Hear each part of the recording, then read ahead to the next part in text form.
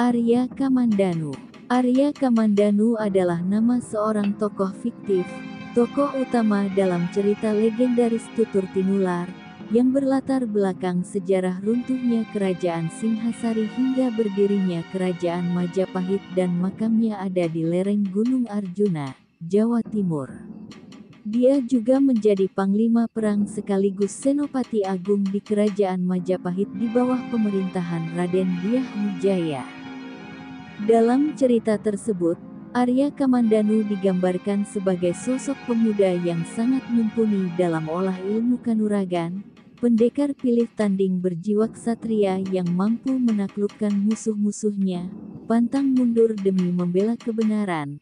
Tetapi di lain pihak ia adalah sosok pemuda yang sangat lugu, pemalu dan sulit menaklukkan hati dan perasaannya sendiri, selalu ragu-ragu dalam mengutarakan isi hatinya terhadap seorang perempuan.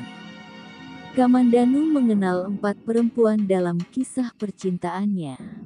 Yang pertama kepada Nari Ratih, gadis dari desa Menguntur, yang kemudian dinikahi oleh Arya Dwipangga, kakak kandung Arya Kamandanu. Yang kedua kepada Meisin, perempuan pelarian dari tanah Cina yang kemudian dinodai oleh Arya Dwipangga hingga hamil.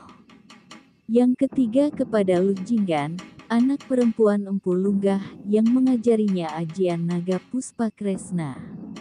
Cinta ini juga tak kesampaian karena Kamandanu hanya menganggapnya adik. Yang keempat kepada Sakawuni, kolega sesama pendekar, putri Dewi Tunjung Biru, yang akhirnya dinikahinya. Dari pernikahannya ini Kamandanu memperoleh seorang putra. Kelak setelah Singosari runtuh, Kamandanu menjadi senopati Majapahit. Nari Ratih.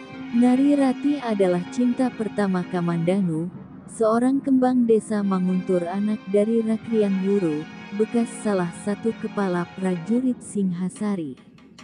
Parasnya yang cantik, membuatnya menjadi salah satu rebutan pemuda di desanya, salah satunya bernama Dangdi, anak dari kepala desa Manguntur yang selalu mengejar-ngejar cinta Nari Ratih.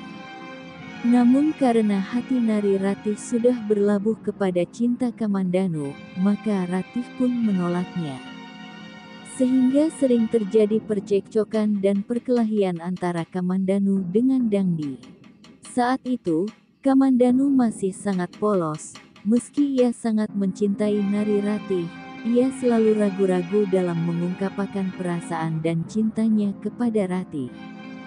Nari Ratih kerap sekali kecewa akan sikap Kamandanu yang kurang tegas ini, sehingga sering terjadi kesalahpahaman di antara mereka.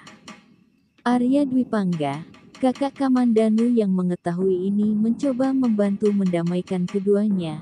Dwipangga sering mengirimkan bait-bait syair yang indah kepada Nari Ratih dengan mengatasnamakan Kamandanu. Nari Ratih menjadi begitu bahagia dan segera menemui Kamandanu, tetapi begitu mengetahui bahwa bait-bait syair itu bukan Kamandanu yang menulis, Ratih pun marah karena merasa dipermainkan, maka terjadilah perselisihan lagi di antara keduanya. Arya Kamandanu menyampaikan ketidaksukaannya kepada Arya Dwipangga yang sudah turut campur urusan asmaranya. Arya Dwipangga segera menemui Ratih bermaksud menjelaskan kejadian yang sebenarnya, tetapi begitu mengetahui kecantikan Nari Ratih, Arya Dwipangga malah terpesona dan menaruh hati kepada Nari Ratih. Akhirnya Arya Dwipangga jadi makin sering menuliskan bait-bait syair yang indah kepada Nari Ratih. Lama-kelamaan, Nari Ratih pun jadi terbuai oleh bait-bait syair cinta yang ditulis Dwipangga. Mereka berdua sering melakukan pertemuan tanpa sepengetahuan Arya Kamandanu.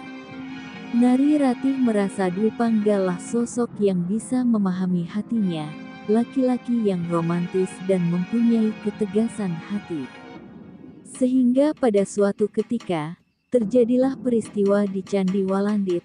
Mereka memadu kasih dan terlena dibuai oleh api asmara, hingga Nari Ratih hamil di luar nikah.